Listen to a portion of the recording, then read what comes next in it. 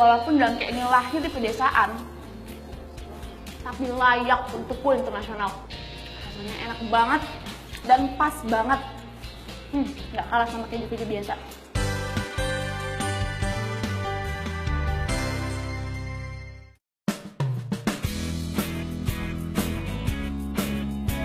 Keju, saya suka.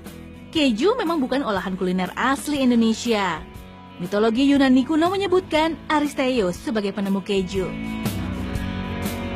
Keju dari susu kambing menjadi komoditas yang sangat penting di Yunani. Mengkonsumsi keju diyakini bisa menyehatkan dan memperkuat tubuh kita.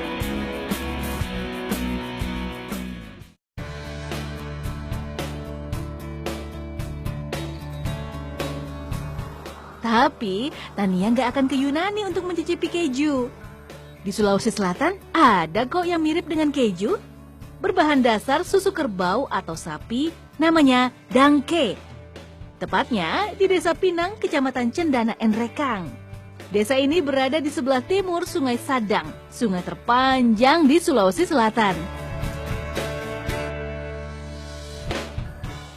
Keju ternyata bukan cuma milik negara Eropa saja.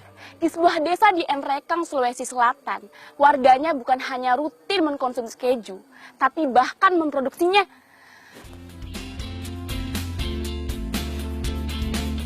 Sungai Sadang bukan hanya memisahkan Desa Pinang dari desa lainnya, namun juga memisahkan kehidupan perkotaan dan kehidupan tradisional pedesaan yang masih terjaga.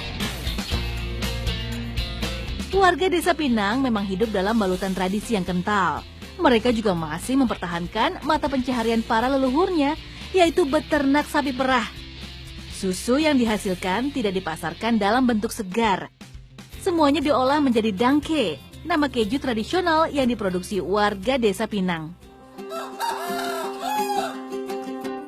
Membuat dangke tidak sulit. Bersama Ibu Rasna dan ibu-ibu kelompok wanita tani serumpun, saya akan mencoba membuatnya. Bahan utama membuat dangke tentunya susu segar yang baru diperah. Bahan tambahannya ada buah pepaya muda dan garam. Yuk, masak susu di atas api sedang.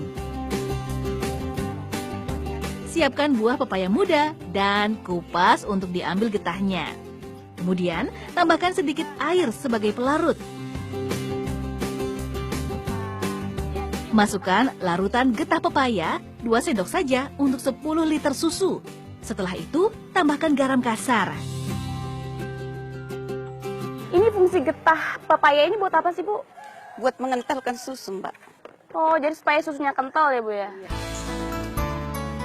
Oh, ternyata enzim papain dari getah pepayalah kunci dari pengolahan dangke.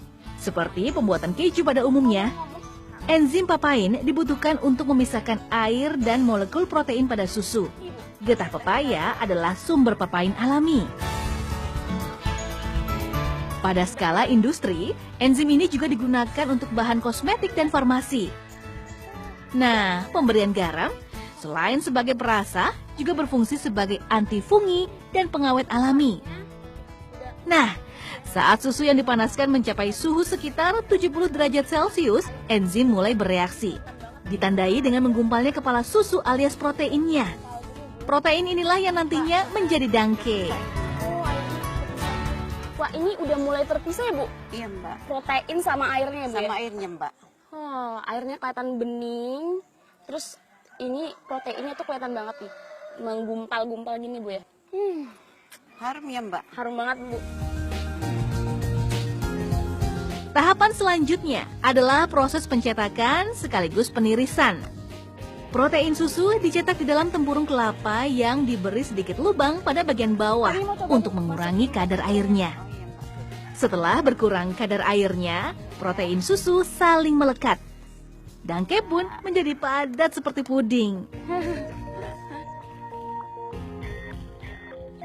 Dangke lalu dikemas dengan menggunakan daun pisang.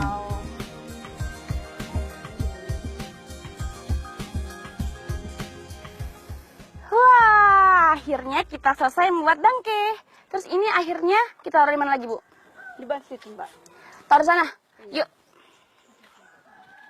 Oke, tadi mau pergi dong, Bu. Ya, dari dulu hingga sekarang tak ada yang berubah. Semua proses, bahan, dan kemasan masih mengikuti cara tradisional. Tuh, warnanya yang putih pekat dan tekstur yang lembut serta kenyal, ditambah wangi aroma susu, benar-benar menggugah selera. Enaknya Mbak. Jadi teksturnya itu semacam lembut-lembut kayak tahu gitu. Kalau rasanya legit banget. Susunya tuh kerasa banget. Dan pasti lezat banget.